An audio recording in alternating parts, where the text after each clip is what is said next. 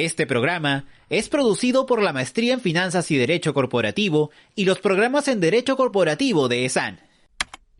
LegalCast. Conversaciones sobre las últimas noticias y normas del derecho tributario, corporativo, digital, administrativo y laboral, con destacados expertos del sector en el Perú. Buen día con todos. Les doy la bienvenida a LegalCast, el podcast del área de Derecho Corporativo de ESAN. Los saluda Ernesto Cárdenas Terry, docente de Derecho Laboral en ESAN y socio de Rodrigo Elías y Medrano Abogados. En este episodio tenemos el gusto de tener como invitado a Germán Lora, socio de Dama Legal Advisors y docente de Derecho Laboral en ESAN, con quien vamos a hablar sobre el impacto del COVID en las relaciones laborales y cuáles son los nuevos retos que debemos afrontar como empresarios y como trabajadores. Bienvenido, Germán. ¿Cómo estás, Ernesto? Buenos días con todos. Un gusto estar contigo y poder conversar de estas materias tan importantes para ver las relaciones laborales luego de el tiempo que hemos estado en emergencia nacional. Gracias, Germán. Tenemos un nuevo ministro de Trabajo y ya se están anunciando algunas medidas como las de incrementar los recursos para SUNAFIL y que pueda analizar adecuadamente los casos de suspensión perfecta que se han solicitado en estos últimos meses. También ampliar el alcance del plan de reactivación previsto en el decreto legislativo 1499, que hasta el momento solo abarca micro y pequeña empresa. ¿Cuáles son tus expectativas sobre los cambios en la administración del Ministerio de Trabajo y cuáles son estos nuevos retos que debemos afrontar en esta etapa? A ver, hemos leído el día de hoy unas declaraciones del nuevo ministro de Trabajo, donde fundamentalmente en materia laboral habla de 3 puntos, ¿no? El primer punto es la ampliación de la vigencia de la figura del trabajo remoto como una figura especial de hacer que el trabajador preste servicios desde su domicilio a decisión unilateral del empleador, ¿no? Y sin el pago de una compensación económica conforme lo establecía la ley del teletrabajo, ¿no? Salvo que las partes se pongan de acuerdo en este reconocimiento económico. Entonces creo yo que la figura del teletrabajo es una figura que ha funcionado bien, ha sido una figura que no ha tenido mayores cuestionamientos en su implementación y resulta muy saludable el hecho que podamos tener la posibilidad de que esta figura tenga vigencia mucho más allá del 31 de diciembre de este año, porque ya estamos acercándonos al fin de este año, sino que tenga vigencia mucho más allá de eso, es decir, un año más, hasta el 31 de diciembre del año 2021. Creo que es una buena oportunidad de utilizar una figura laboral que ha sido bien recibida por empleadores y trabajadores, como primer punto.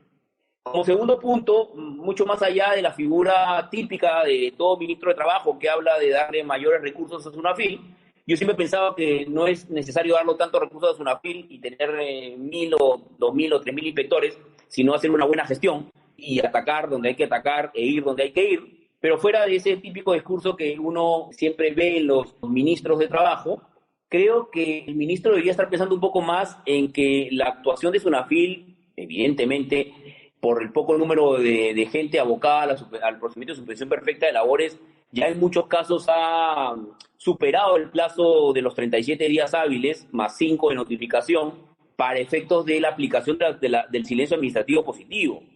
Entonces, a mí me gustaría saber qué es lo que piensa el ministro de Trabajo respecto a estos procedimientos en los cuales ya transcurrieron los días establecidos por ley y que efectivamente ya debería tener una resolución positiva a favor de las solicitudes de suspensión perfecta, que deben ser muchísimos, ¿no? Porque todavía hay muchos en primera instancia. Entonces, esa creo yo es, en este segundo punto, la apreciación que yo tendría, es decir, me gustaría escuchar al ministro que nos diga efectivamente qué se van a hacer con los procedimientos cuyo plazo ya venció, ¿no? Y en el tercer tema, en el tema del plan de reactivación, que es este plan que se aprobó a través del decreto legislativo 1499, fundamentalmente dirigido hoy por hoy a las micro y pequeñas empresas para que si la autoridad inspectiva o la autoridad laboral verifican que hay un incumplimiento a una norma laboral, puedan acordar con la entidad empleadora un convenio para posponer el pago, prorrogar el pago a un periodo posterior sin ninguna multa por parte de la autoridad inspectiva, ¿no? Yo creo que está muy bien que se busque ampliar esto seguramente a todas las empresas, a todo nivel de empresa y no necesariamente a micro y pequeña empresa, pero fuera de esta buena intención, creo que la autoridad de trabajo debería estar pensando mucho más ya en qué hacer con la CTS de noviembre y qué hacer con la gratificación de diciembre. Y de repente a pensar qué hacer con las utilidades, si es que existen utilidades para el año a repartir en el año 2021. Creo que independientemente de ver qué pasa cuando un empleador incumple estas obligaciones laborales, yo creo que la Autoridad Administrativa de Trabajo, el Ministerio de Trabajo, debería estar pensando mucho más en buscar que no se incumpla, en buscar dar facilidades para que no se llegue a ese incumplimiento. Y por lo tanto, ya comenzar a pensar en qué hacer con los beneficios que se van a ir devengando hasta el final de año. Y que no ocurra lo que ocurrió lamentablemente con la gestión anterior, que todos los temas los sacaban pocos días antes de que venciera el beneficio o que se diera el beneficio. Entonces, creo que eso es importante en esta materia. Y un punto adicional que no se ha tocado y que creo que es relevante, Ernesto, es el referido a las empresas hoy por hoy están en una situación de resurgimiento, de reactivación, de ver cómo están sus números, cuánta gente necesitan, qué proyecciones hay de ventas, de producción a futuro. Y entonces, por ejemplo, ¿qué me ha pasado? Tengo un cliente que me ha llamado el día de hoy y me ha dicho, Germán, es una empresa hotelera, y me ha dicho, Germán, me han puesto una multa por tema de discriminación salarial, que era una inspección que teníamos desde el año pasado, por 100.000 soles, ¿no? Entonces, tú ves que una empresa que está pensando hoy, está abocando todos sus esfuerzos a reactivarse, a buscar que los puestos de trabajo se mantengan, que podamos cumplir con el pago de la gratificación de julio, y que llegan a Sunafil y me pone una multa de 100.000 soles, entonces lo único que está haciendo es dando el tiro de gracia a las entidades empleadoras. Entonces yo lo que creo ahí es que la autoridad de trabajo tiene que pensar en un sistema o un plan, por ejemplo, de hacer que las inspecciones, o que la inspección primero sea preventiva a partir de la fecha por un tiempo determinado, y que haya una especie de amnistía en lo que es pago o sanciones económicas. Es decir, hoy por hoy, que las sanciones económicas no se impongan por un tiempo determinado. Yo creo que esa es una medida que tiene que trabajarse, porque hay muchas inspecciones que han quedado pendientes, muchas multas que hay que pagar, y que si se prioriza el pago de las multas por encima de la posibilidad de reactivación de las empresas, esas empresas no van a poder cumplir con el pago de la multa y van a tener que iniciar un proceso de disolución y liquidación, como hemos visto en los últimos días. Entonces, creo que ese cuarto punto de buscar un sistema de amnistía en el pago o en la imposición de sanciones disciplinarias por parte de la autoridad inspectiva, creo que es un punto en agenda que debe tener el ministro de Trabajo para hacer y buscar que las entidades empleadoras se aboquen a algo fundamental, que es la reactivación económica, y no tengan que estar pagando multas pues, de 100.000, 200.000 soles sin ningún sentido por ahora, ¿no? Sí, es muy interesante lo que planteas, Germán, estoy completamente de acuerdo. Sobre este último punto quisiera resaltar que podría resultar contradictorio que por un lado el Ministerio de Trabajo trate de dar facilidades, te tienda la mano, y por el otro lado, con la otra mano, Sunafil te venga con el garrote y, como tú dices, te dé tu sentencia de muerte. Creo que tenemos que ver las normas laborales en su conjunto y en este momento priorizar el salvataje de los negocios, la reactivación económica y evitar la pérdida de los puestos de trabajo, que es justamente a lo que todos deberíamos estar enfocados. Y en base a eso, que las políticas laborales en general todas tengan ese mismo norte. Al respecto, y sobre uno de los puntos que tocaste, el de la suspensión perfecta, recuerdo que cuando se inició la pandemia, muchas empresas evaluaban aplicar o no esta medida basado en lo que decía o lo que dice el artículo 15 de la Ley de Productividad y Competitividad Laboral, la suspensión perfecta en casos fortuitos o de fuerza mayor. Sin embargo, desde el Ministerio de Trabajo, con la administración anterior, claramente se indicó que ello no era una posibilidad y que lo que correspondía era o bien aplicar el trabajo remoto o la licencia con goce compensable. Luego de ello se tuvo que implementar ya una medida específica de suspensión perfecta para COVID-19 mediante el Decreto de Urgencia 038, el Decreto Supremo 011-2020 y siguientes. ¿Cuál es tu opinión sobre esta situación y sobre la regulación que emitieron sobre la suspensión perfecta? Yo creo, Ernesto, que ahí desnaturalizaron toda la figura de la suspensión perfecta. Yo siempre digo que esta desnaturalización fundamentalmente pasó por exigir una situación económica complicada a las empresas. La suspensión perfecta de labores, a diferencia supuestamente de los ceses colectivos, por lo menos en temas económicos, no requiere una situación económica difícil o una afectación económica a las empresas para entrar en una suspensión perfecta. Yo siempre pongo este ejemplo, ¿no? Una empresa minera que le va muy bien económicamente y viene un huaico y cierra el acceso a la mina. Y entonces la afectación económica no tiene ningún sentido exigirla en una necesidad de la imposibilidad de darle trabajo a los trabajadores porque un huaico cerró el acceso por 5 días o por 10 días a la mina. Y entonces, cuando se exige la situación económica o la afectación económica como requisito de admisibilidad para poder iniciar una suspensión perfecta, se rompe la naturaleza de las suspensiones perfectas. Yo creo que la situación de las consecuencias del COVID y las medidas que tomó el gobierno ya eran un caso fortuito fuerza mayor. Y entonces, empresas que evidentemente, agencias de viaje, líneas aéreas, hoteles, todos los que tuvieran que ver fundamentalmente con actividades que se han visto completamente afectadas, no tendrían por qué demostrar que estaban mal económicamente, porque el solo hecho de verse afectados por una imposibilidad de dar trabajo debería haber sido la puerta para suspender las relaciones laborales.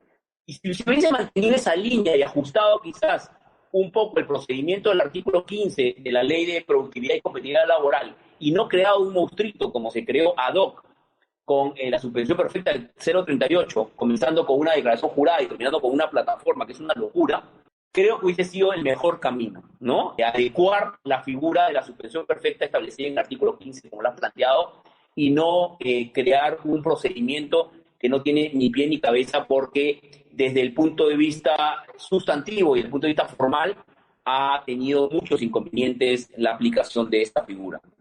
De acuerdo, Germán.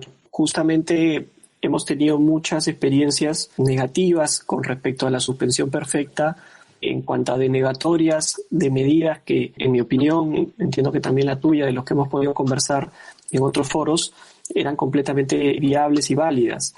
Empresas que no podían operar justamente por el tipo de actividades que realizaban, de entretenimiento, por ejemplo, cuyas solicitudes de suspensión perfecta terminaban siendo rechazadas quizá por meras formalidades. Vemos que este criterio restrictivo del Ministerio se fue cambiando en el tiempo.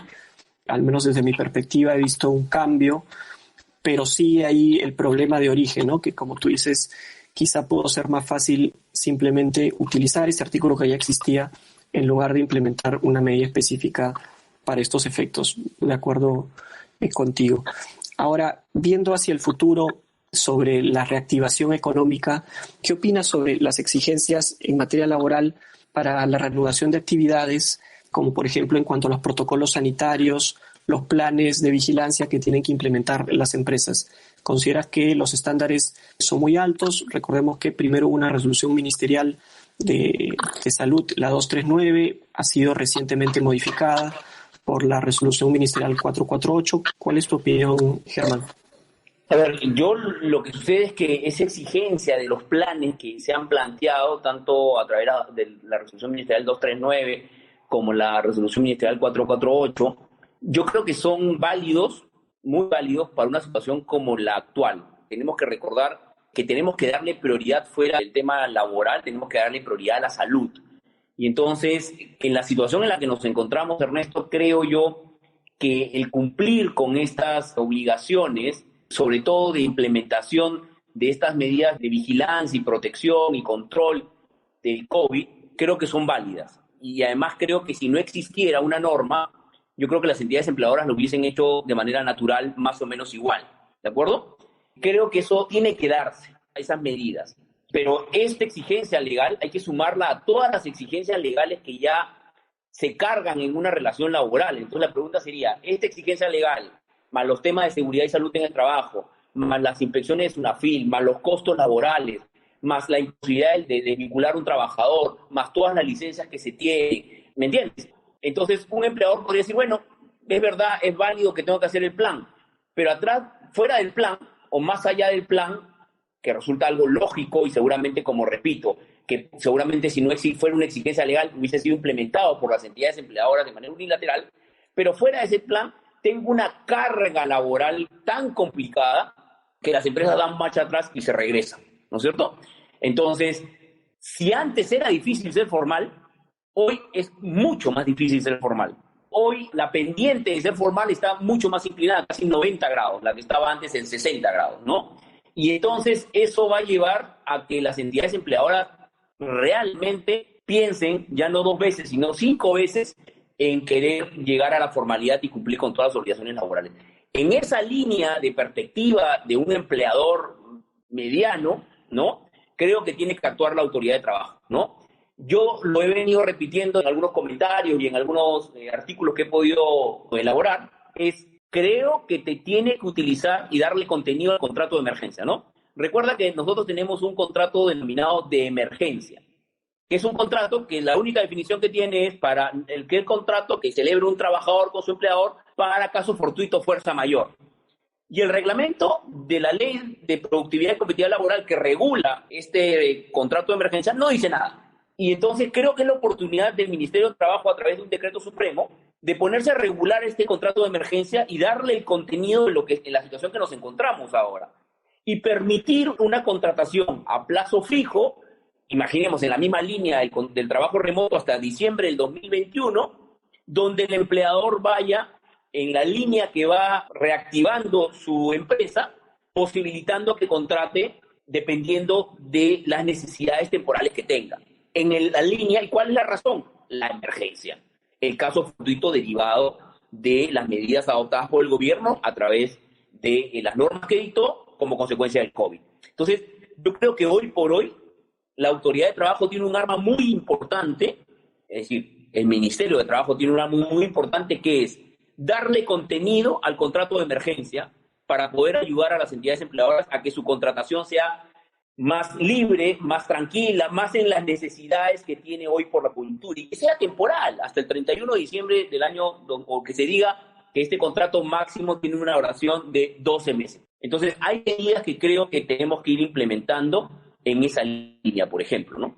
De acuerdo, Germán. Creo que es muy válido lo que señalas respecto de los planes sanitarios, que son fundamentales y muy importantes para no descuidar la salud de los colaboradores, pero que el problema termina siendo el contexto en el que estos planes se aplican, que es la gran carga laboral, la mochila pesada, por decirlo de algún modo, que ya tienen las empresas al momento de realizar sus actividades.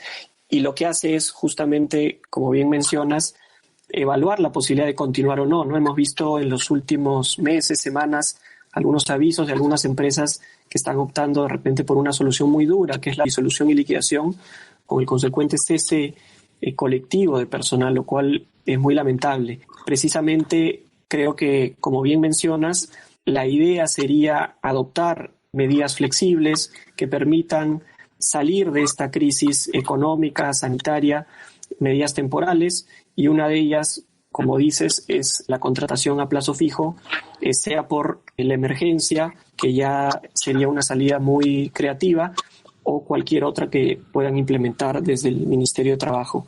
Y en esa línea, perdón, Ernesto, en esa línea alguna vez lo conversamos los temas de colectivos, ¿no? ¿Te acuerdas que una vez nos sentamos a conversar que el Correcto. gobierno tampoco había hecho absolutamente nada en temas colectivos?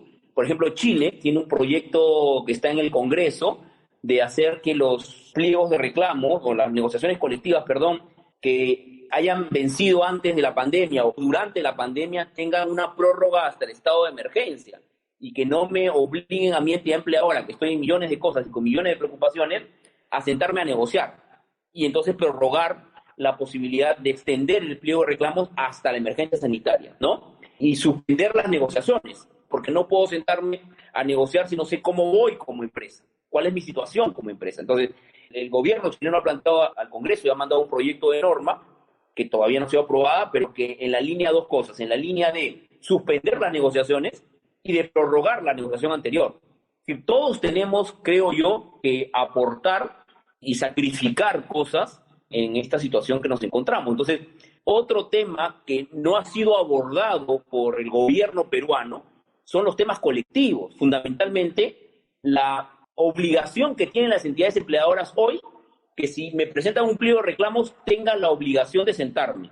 Yo propongo esta alternativa, que alguna vez lo he conversado contigo, en el sentido de decir, suspendamos los plazos, prorroguemos el convenio anterior, pero si las partes tienen la posibilidad y quieren sentarse a negociar porque la situación económica de la empresa es buena, porque no ha parado, ya será un acuerdo de partes, ¿no es cierto? Pero que la norma algo establezca en esa línea, y creo que no hemos tenido la capacidad, ni el Poder Legislativo ni el Poder Ejecutivo, de agarrar los temas colectivos que también van a comenzar a hacer efectos en las empresas a partir de que se comiencen a vencer los pliegos de reclamos anteriores, ¿no? Sí, de acuerdo con ello también, Germán. Me parece que en esta situación en la que nos encontramos, las empresas que han paralizado sus actividades, algunas que ni siquiera las han reanudado, otras recién están en ese camino, e inclusive las que no pararon han tenido, según la información que tengo, una afectación, muchas de ellas en cuanto a sus ingresos, menores ventas, etcétera. Y por ello, no sé qué contexto o si este contexto sea apropiado para poder negociar tanto para empresas como para trabajadores. ¿Qué podemos ofrecerle al sindicato si estamos en un contexto de reactivación? ¿Y qué demanda razonable podría solicitar el sindicato en este mismo contexto? No parece ser el momento adecuado para sentarse a explorar o reevaluar condiciones salariales en una negociación colectiva. Concuerdo contigo, y sería importante que el Ministerio y el Gobierno pongan este punto también en agenda. Finalmente, Germán, ¿cuál sería tu recomendación con respecto a la compensación de horas? Tenemos muchas empresas con los problemas de grandes cantidades de horas acumuladas como licencia con goce de haber. ¿Cuál sería tu recomendación para ellas?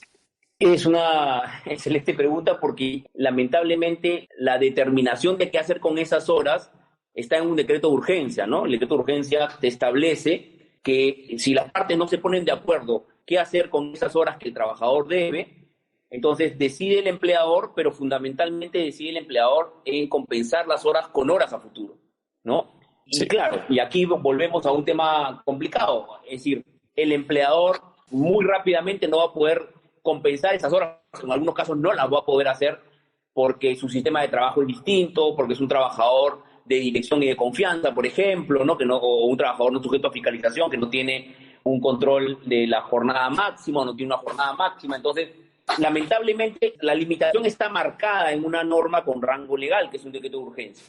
Y entonces, si las partes no se ponen de acuerdo en poderla compensar con beneficios económicos, lo único que va a quedar es poder compensarla a través de horas. Y eso, en muchas situaciones, va a ser o imposible o muy complicado. En esa línea, el Ministerio de Trabajo, cuando emita alguna norma que me entendía que la estaban trabajando, no va a poder hacer más. No va a poder de ninguna manera decir, bueno, señores, si no se ponen de acuerdo, el empleador decide que sea con la gratis, con la CTS, que sea con la utilidad o que sea con el bono productividad.